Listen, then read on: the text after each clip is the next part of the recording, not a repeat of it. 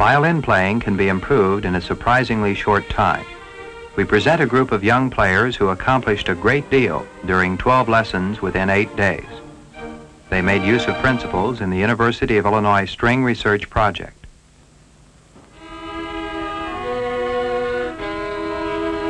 A simple tune with bowing variations was studied and was also used as a test of achievement. Great emphasis was laid upon free movements while bowing to get rid of all feelings of tension. After 8 days of instruction, the children have improved their tone and technique. This is the sound of the group before its faults were remedied. There is stiffness in the players' bodies, especially in the neck, the shoulders, and the knees. When such stiffness spreads, tone production suffers. Notice that most of the players keep their feet tightly together. This leads to poor body balance and restricted arm movement. A broader straddle stance provides better balance and allows the use of freer and larger arm movements. 8 days later, most of the tensions are gone. The teaching stressed the importance of free movement in form and motion patterns involving the whole body. Students used mirrors as they practiced.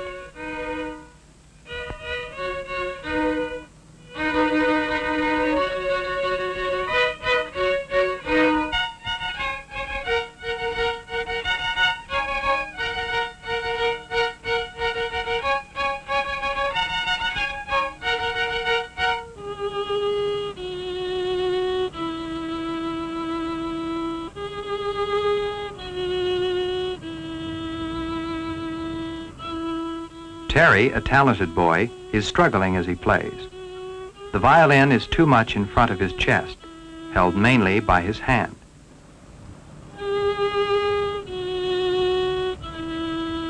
Notice the rigidity in the legs.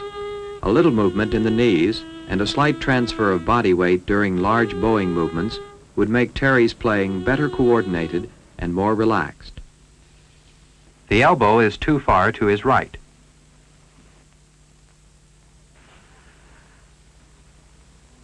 The violin is tilted so much that the fingers fall at the wrong angle. There is tension in the shoulder. The neck is strained forward. The poor violin position causes cramped bowing habits. The wrist is overbent. The fingers stiff. Notice the tension in the tendons of the neck. There is no need for so much strain. Before Debbie's remedial work, her upper arm is rigid, forcing her bow to move on the wrong path. Such stiffness can only hamper good tone production. The head is tilted too far to the right.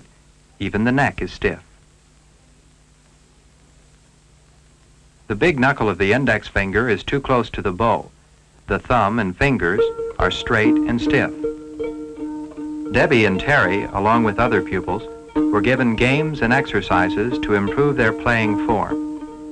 Tuning games, played as the left hand plucks, help to mold the hand and the arm to the instrument.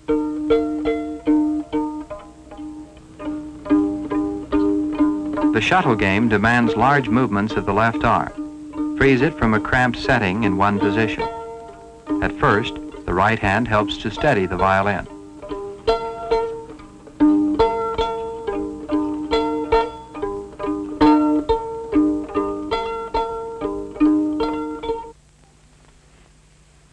Tapping exercises all over the fingerboard are of help to relieve tensions in the arm.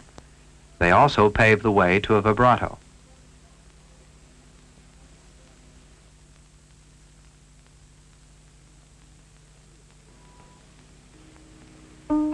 The fingers of the left hand are lined up where they can be seen by the player.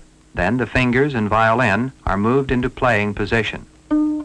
Careful listening to the octave and playing it leads to playing in tune. Tension is eliminated in the knees, shoulder, wrist, and the thumb.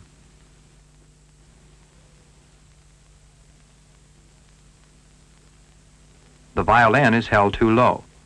This cramps the bow arm and causes difficulty in the upper position.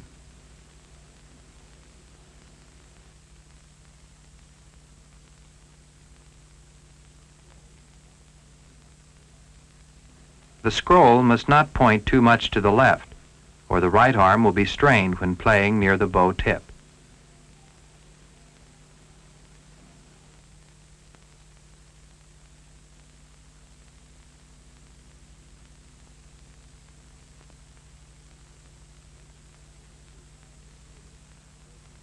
Placing the violin too high on the shoulder forces the right arm to work at an uncomfortably high level, and the hand is cramped.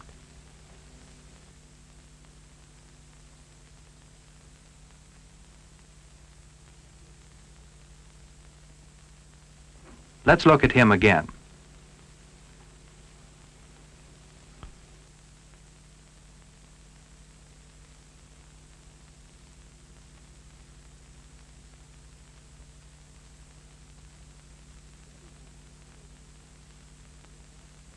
Debbie holds the scroll too high. It is hard to play in the upper half of the bow.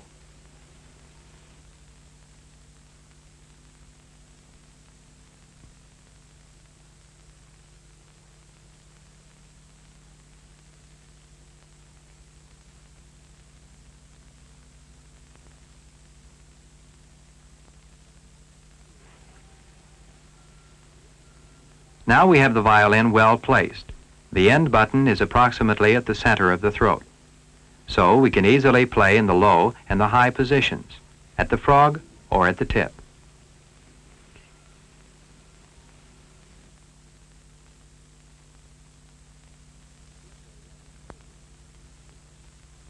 A stiff or wrong bow grip must be fixed.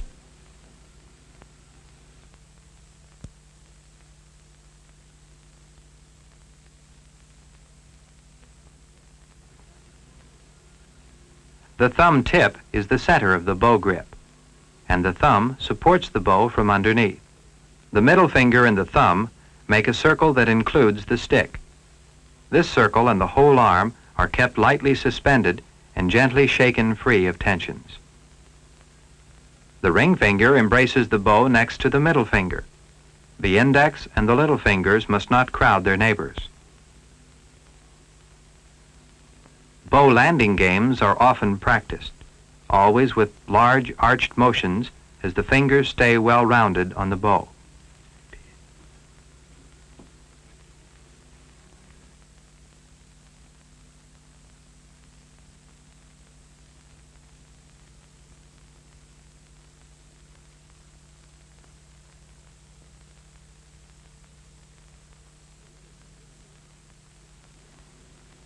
The little finger and the arm should not get stiff.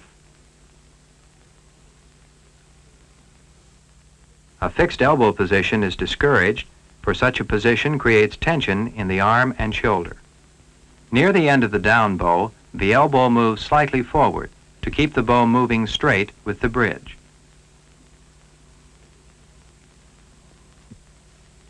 Near the end of the up bow, the elbow also moves slightly forward and the wrist arches a little.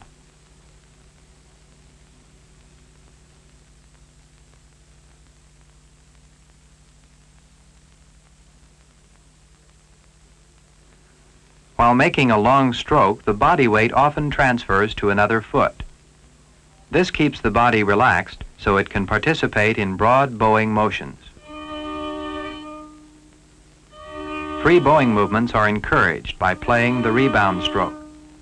The bow is drawn and returned with a single arched movement, not stopping on the way.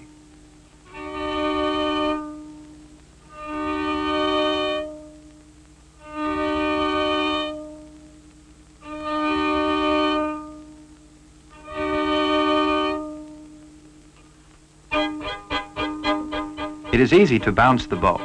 We call it spiccato bowing. This is how Debbie used to bounce the bow.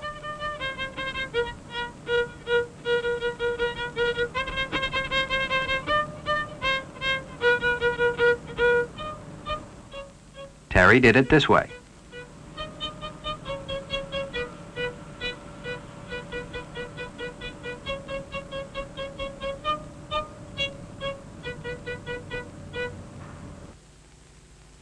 Obviously, Debbie and Terry need help with their spiccato. For a while, they hold their bows farther from the frog than usual. It almost floats in the hand. The fingers are lightly rounded and relaxed. Oh no, this grip is too stiff, and the fingers spread too far apart. In this position, it is more difficult to balance the bow as it feels heavier. The bow grip tends to stiffen.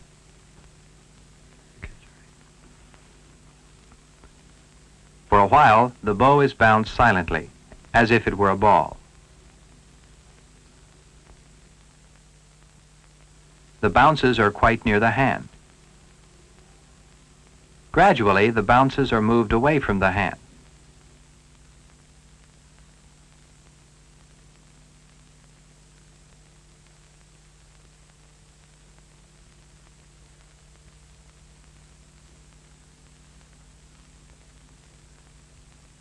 The silent bounces are changed to sounds by glancing the bow against the strings.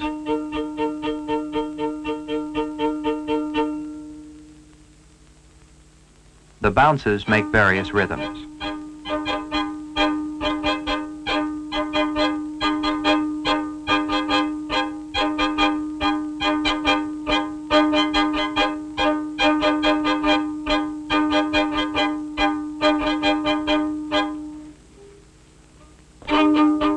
Now the hand holds the bow normally over the frog.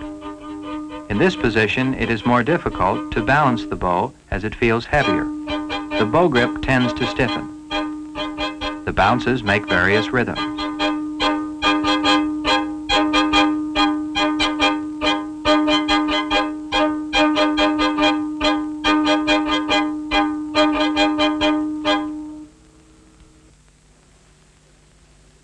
The little finger now has a big job to do. If we are not careful, it can get very stiff. That's so much better. Nicely rounded and relaxed fingers can move the bow more easily. Let's not lock that elbow joint.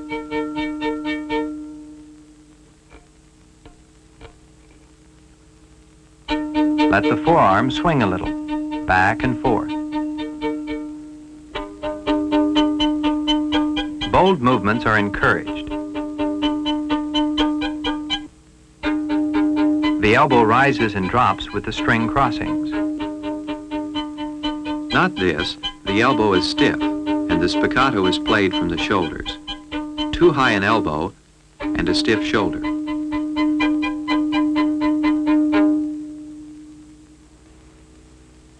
The featherweight arm and bow are used to play various rhythms.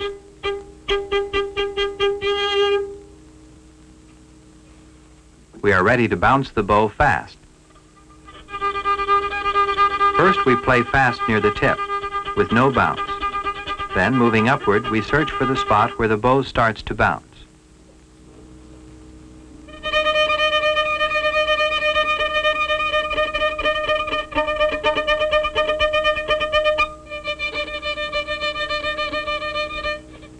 Don't make a gooseneck of the wrist, round it gently.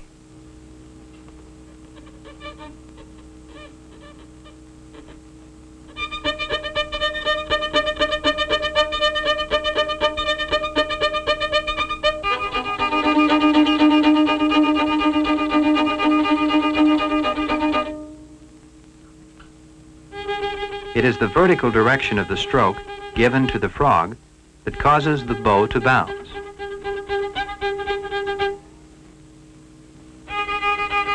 Notice the difference between fast détaché and fast spiccato strokes.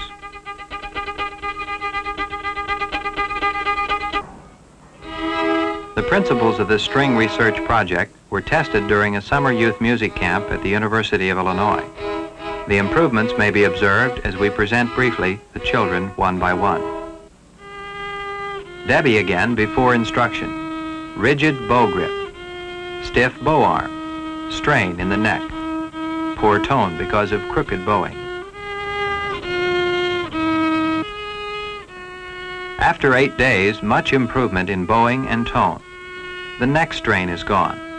The bow is held less rigidly with curved fingers. Freer arm movements.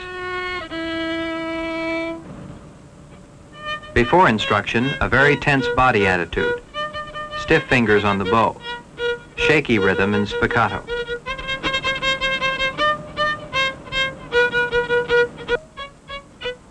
A better spiccato.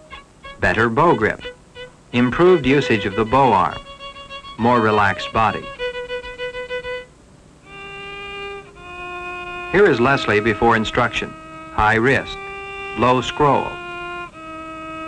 These faults hamper bowing movements and tone production. Her playing is confined to the midsection of the bow. Freer playing here. She can now play at the frog in comfort. The violin is held higher, pointing more to the left.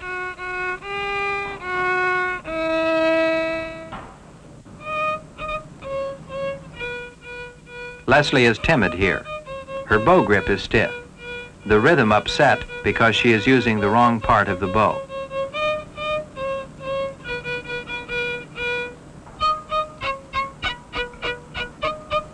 After instruction, a better part of the bow is used. She plays with ease, a better balanced bow grip. Sharon before. She stands rigidly.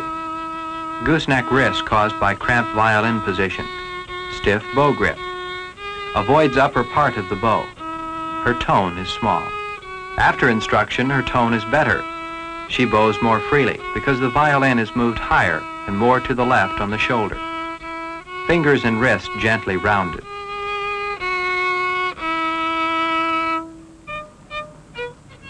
Before, a cramped wrist and drooping elbow makes her tone production error-prone.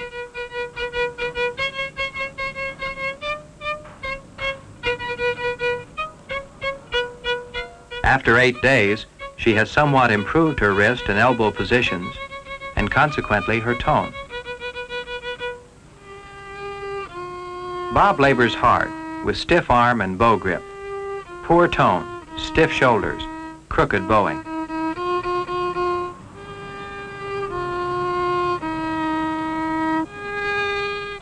Later, straighter bowing, a firmer bow grip with well-rounded fingers. Much more ease in playing, better tone, even signs of a good vibrato. Once again, Bob's playing, tense and tight. The bowing is stiff and crooked. The elbow too high when playing near the frog.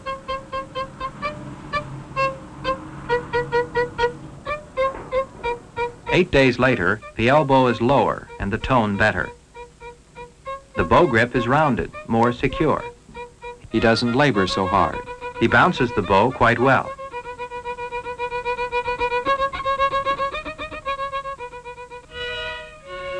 Now the children bid you farewell.